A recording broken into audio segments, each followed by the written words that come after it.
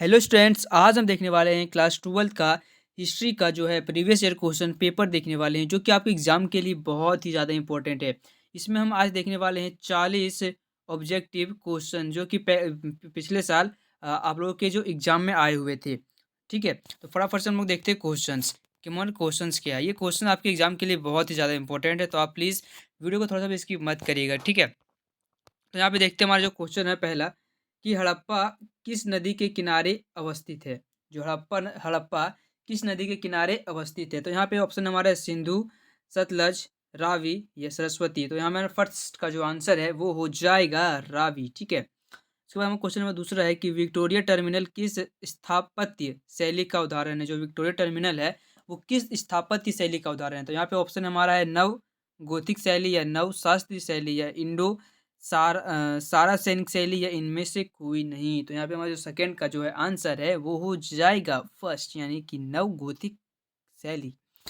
उसके बाद हमारा नेक्स्ट क्वेश्चन है कि विजयनगर साम्राज्य की स्थापना कब हुई। ये बहुत ज़्यादा इंपॉर्टेंट है आप लोग के एग्जाम के लिए कि विजयनगर साम्राज्य की स्थापना कब हुई। ऑप्शन हमारा है 1332 में या 1336 ईस्वी में या 1342 ईस्वी में या 1347 ईस्वी में। तो यहाँ पे हमारा जो इसका आंसर है वो हो जाएगा 1336 ईस्वी में विजयनगर साम्राज्य की स्थापना हुई थी। तो हमारा क्वेश्चन नंबर 4 है कि महात्मा गांधी दक्षिण अफ्रीका से भारत कब लौटे। ये भी बहुत ही वेस्ट बहुत बहुत क्या बोलते हैं इंपॉर्टेंट क्वेश्चन है।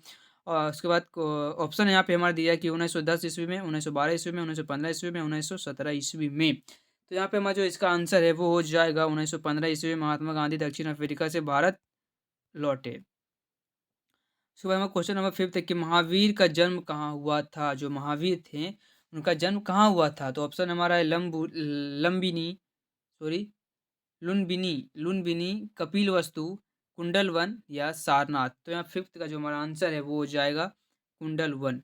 ठीक है, इसको यहाँ पे क्वेश्चन नंबर हमारा 6 है कि आयंगर व्यवस्था संबंधित थी। आयंगर व्यवस्था किससे संबंधित है। ऑप्शन हमारा एक मुगल साम्राज्य से, बहमनी साम्राज्य से, विजयनगर साम्राज्य से या दिल्ली सल्तनत से। तो यहाँ पे जो हमारा इसका आंसर है वो हो जाएगा विजयनगर साम्राज्य से। तो हम देखते हैं क्वेश्चन नंबर 7 कि संविधान सभा के स्थायी अध्यक्ष कौन थे। जो संविधान के सभा के स्थायी अध्यक्ष कौन थे। तो ऑप्शन हमारा doctor Bhimrao Ambedkar, doctor S N Singh या पंडित जवाहरलाल नेहरू या डॉक्टर राजेंद्र प्रसाद। तो यहाँ पे जो हमारा इसका आंसर है वो हो जाएगा डी, यानी कि फोर्थ का जो राजेंद्र प्रसाद थे संविधान सभा के स्थायी अध्यक्ष। तो क्वेश्चन नंबर 8 है कि भारत का राष्ट्रगान कौन सा है। भारत का जो राष्ट्रगान है वो कौन सा है। तो ऑप्शन हमारा है वंदे मातरम, सारे जहां से अच्छा, हिंद देश का प्यारा झंडा या जन गण मन अधिनायक। तो यहाँ पे हमारा जो राष्ट्रगान है वो हो जाएगा जन गण मन। ठीक है, और जो वंदे मातरम है ये हमारा राष्ट्रगीत है। ठीक है, और जो हमारा उसके बाद देखते हैं हमारा क्वेश्चन नंबर 9 कि आइन ए अकबरी की रचना किसने की। ऑप्शन हमारा अबुल फजल, बदायूनी, इब्र बतूता या अल अलबरूनी। तो जो हमारा 9th का आंसर है वो हो जाएगा अबुल फजल। उसके बाद क्वेश्चन नंबर 10 है कि गांधी जी के राजनीतिक गुरु कौन थे। जो गांधी जी के राजनीतिक गुरु कौन थे। तो ऑप्शन हमारा दादा भाई नौरोजी, गोपाल कृष्ण गोखले, महादेव गोविंद रानाडे या नरहरि मेहता। तो हमारा जो इसका आंसर है 10th का वो हो जाएगा गोपाल कृष्ण गोखले। वो कौन थे, गांधी जी के राजनीतिक गुरु थे। उसके बाद हम देखते हैं क्वेश्चन नंबर 11 कि अशोक के अभिलेखों में कितने प्रकार के प्रांतों का उल्लेख है। अशोक के अभिलेखों में कितने प्रकार के प्रांतों का अभिलेख है। तो ऑप्शन हमारा 3, 4, 5 या 7। तो हमारा जो 11 का आंसर है वो हो जाएगा बी, यानी कि दूसरा या 4। तो 4 अशोक के अभिलेखों को 4 प्रांत का उल्लेख है। ठीक है, उसके बाद क्वेश्चन नंबर 12 है कि भारतीय संविधान में संसदीय प्रणाली किस देश से ली गई है। जो भारतीय संविधान का है, जो हमारा कॉन्स्टिट्यूशन है, उसमें जो संसदीय प्रणाली वो कौन से देश से ली गई है। तो ऑप्शन हमारा अमेरिका, ब्रिटेन, रूस या कनाडा। तो हमारा 12th का जो आंसर है वो हो जाएगा ब्रिटेन से ली गई है संसदीय प्रणाली। तो हमारा क्वेश्चन नंबर 13 है कि फूट फूट डालकर विजय प्राप्त करने का कार्य सर्वप्रथम किस राजा ने किया। किस राजा ने किया फूट डालकर विजय प्राप्त करने का कार्य सर्वप्रथम किस राजा ने किया। ठीक है, आपको क्वेश्चन को अच्छे से पढ़ना है, उसके बाद आपको आंसर देना है। हमारा ऑप्शन है कि समुद्रगुप्त, चंद्रगुप्त मौर्य या अजात शत्रु या अशोक। तो यहाँ पे 13 का जो आंसर है वो हो जाएगा हमारा अजात शत्रु। क्वेश्चन नंबर 14 है कि भारतीय राष्ट्रीय कांग्रेस के संस्थापक कौन थे। जो भारतीय राष्ट्रीय कांग्रेस के संस्थापक कौन थे। तो ऑप्शन हमारा W.C. बनर्जी, लॉर्ड डफरिन, ए ओ ह्यूम या महात्मा गांधी या महात्मा गांधी। तो हमारा 14th का जो है आंसर है वो हो जाएगा ए ओ ह्यूम। तो क्वेश्चन नंबर 15 है कि सिंधु घाटी सभ्यता में समाज का स्वरूप क्या था? ऑप्शन हमारा है मातृसत्तात्मक, पितृसत्तात्मक, या पहला और दूसरा दोनों, या इनमें से कोई नहीं। तो 15 का जो आंसर है वो हमारा हो जाएगा मातृसत्तात्मक।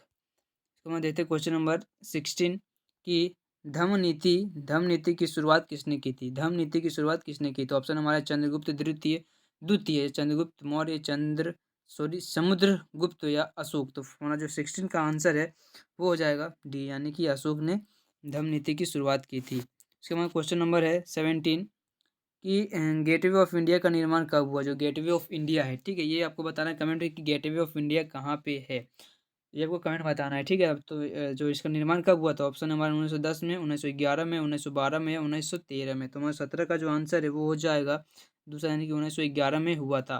तो क्वेश्चन नंबर 18 की जीतल क्या था? जीतल क्या था? ऑप्शन हमारा शस्त्र, सिक्का, वाद्य यंत्र, या उपाधि। तो हमारे टिकट का जो आंसर है वो हो जाएगा बी, यानी कि सिक्का। जीतल क्या था? जीतल एक सिक्का था। उसको हम देखते हैं क्वेश्चन नंबर 19 कि प्लासी की लड़ाई कब हुई? प्लासी की लड़ाई कब हुई? तो 1757 में, 1761 में, 1764 में, 1765 में। तो हमारे 19 का जो आंसर है वो हो जाएगा ए, यानी कि 1757 ईस्वी में प्लासी की लड़ाई हुई थी। उसके बाद क्वेश्चन नंबर 20 है कि महाभारत की रचना किसने की? महाभारत की रचना किसने की? ऑप्शन है वाल्मीकि, मनु, याज्ञवल्क्य, या वेद व्यास। तो हमारा जो है इसका आंसर हो जाएगा 20 का, किसने की है? तो वेद व्यास ने की। महाभारत की रचना किसने की है? वेद व्यास। सो हम देखते हैं क्वेश्चन नंबर 21 कि आइन ए अकबरी को कितने भागों में विभाजित किया गया है? कितने भागों में विभाजित किया गया है? ऑप्शन हमारा 3, 4, 5, या 7। तो हमारे 21 का जो है आंसर है वो हो जाएगा सी, यानी कि 5 भागों में विभाजित किया है, ठीक है। उसके बाद हमारा नेक्स्ट क्वेश्चन है कि विजयनगर की स्थानीय मातृ देवी कौन थी? विजयनगर की स्थानीय मातृ देवी कौन थी? ऑप्शन हमारा चंपा देवी, पंपा देवी, या महानवमी देवी, या ममला देवी। तो हमारा 22 का जो है आंसर है वो हो जाएगा बी, यानी कि पंपा देवी।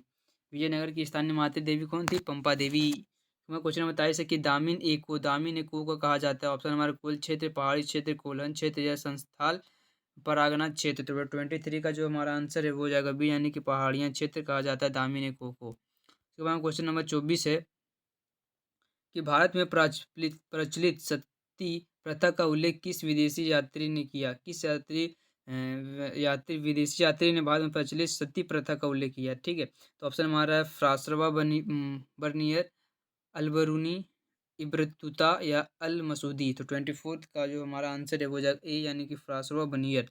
क्वेश्चन नंबर 5 से 25 है कि बंगाल का विभाजन कब हुआ? ये बहुत ही ज़्यादा इंपॉर्टेंट क्वेश्चन है कि बंगाल का विभाजन कब हुआ? तो 1902 में, 1905 में, 1906 में, या 1907 में। तो 25 का जो हमारा आंसर है वो हो जाएगा बी, यानी 1905 में बंगाल का विभाजन हुआ था। तो हम देखते हैं क्वेश्चन नंबर 26 की फोर्ट सेंट जॉर्ज की स्थापना कहाँ हुई? फोर्ट सेंट जॉर्ज की स्थापना कहाँ हुई? ऑप्शन में कलकत्ता, सूरत, मुंबई, मद्रास। तो 26 का जो हमारा आंसर है वो हो जाएगा डी, यानी कि मद्रास में फोर्ट सेंट जॉर्ज की स्थापना हुई थी। उसके बाद हम देखते हैं क्वेश्चन नंबर 27 कि ऑपरेशन पोलो के द्वारा किस विदेशी देशी रियासत को भारतीय संघ का अंग बनाया गया? ऑप्शन में जम्मू कश्मीर, जूनागढ़, या हैदराबाद, या मणिपुर। 27 का जो हमारा आंसर है वो जगह सी, यानी कि हैदराबाद को भारतीय संघ का अंग बनाया गया।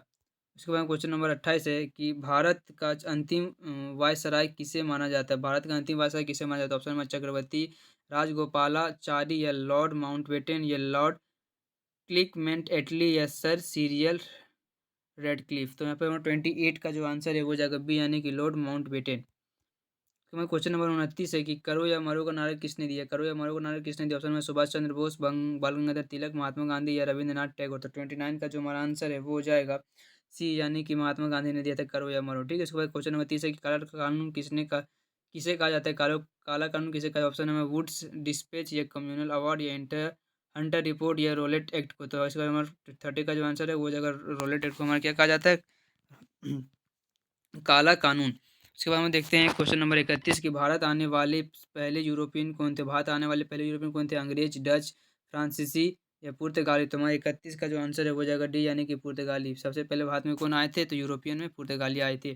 उसके बाद में क्वेश्चन नंबर है 32 की मुगल कालीन चित्रकला किसके शासनकाल में चरमोत्कर्ष पर पहुंची? ऑप्शन हमारा अकबर, शाहजहां, जहांगीर या हुमायूं। तो ट्वेंट जो हमारा है इस 32 का आंसर है वो हो जाएगा हमारा सी यानी कि जहांगीर। गाइस यहाँ पे हमारा जो है 32 क्वेश्चन कंप्लीट हो चुका है।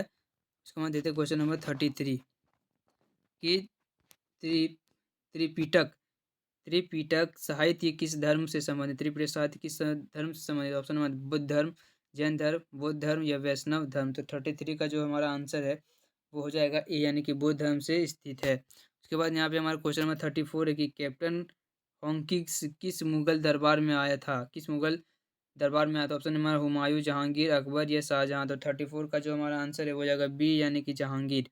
उसके बाद हमारा क्वेश्चन नंबर है 35 की गांधी इरविन पैक्ट कब हुआ? ये बहुत ही ज़्यादा इंपॉर्टेंट क्वेश्चन है कि गांधी इरविन पैक्ट कब हुआ? ऑप्शन नंबर 1927, 1928, 1931 या 1935। तो 35 का जो हमारा आंसर है वो हो जाएगा सी यानी कि 1931 में हुआ था। इसके बाद में क्वेश्चन नंबर 36 की 1957 का विद्रोह कहाँ से आरंभ हुआ? 1957 का विद्रोह कहाँ से आरंभ हुआ? तो ऑप्शन नंबर दिल्ली, लखनऊ, मेरठ या ग्वालियर। 36 का जो हमारा आंसर है वो हो जाएगा सी यानी कि मेरठ से आरंभ हुआ था। उसके बाद में क्वेश्चन नंबर 37 है कि सेकेंड नयनार संत पूजा करते हैं। नयनार संत पूजा करते हैं किसकी करते थे? तो शिव की, विष्णु की, इंद्र की या ब्रह्मा की। तो 37 का जो हमारा आंसर है वो हो जाएगा एक ही यानी शिव की करती थी। उसके बाद क्वेश्चन नंबर 38 है कि डांडी किस राज्य में स्थित है? डांडी किस राज्य स्थित में? बिहार, गुजरात, उत्तर प्रदेश या महाराष्ट्र। तो 38 का हमारा आंसर हो जाएगा सी यानी कि गुजरात में दांडी स्थित है। इसके बाद हमारा क्वेश्चन नंबर है 39 कि जजिया किसने लिया जाता है? किससे लिया जाता है? जजिया किससे लिया जाता है? ऑप्शन हमारा व्यापारियों से, सैनिकों से, बुद्ध जीवधारियों से या धिम्मियों से। तो 39 का हमारा आंसर है वो जाएगा डी यानी कि धिम्मियों से।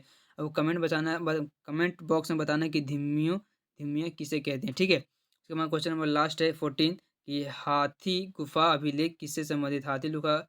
गुफा अभिलेख किससे संबंधित? ऑप्शन हमारा रुद्रदमन या स्कंदगुप्त या विजय सेन या खाकिल खाकिल, ठीक है। तो 14 का जो हमारा आंसर हो जाएगा डी यानी कि खाकिल से संबंधित है। तो गाइज यहाँ पे हमारा 14 ऑब्जेक्टिव क्वेश्चन कंप्लीट हुआ। आप लोग कमेंट बताइए कि आप लोगों को फिर किस सब्जेक्ट का वीडियो चाहिए और कैसा चाहिए, सब्जेक्ट चाहिए और ऑब्जेक्टिव, ठीक है। तो मैं उस टाइप का वीडियो अपलोड करूँगा। तब तक के लिए जय हिंद, मिलते हैं फिर से एक न्यू वीडियो में।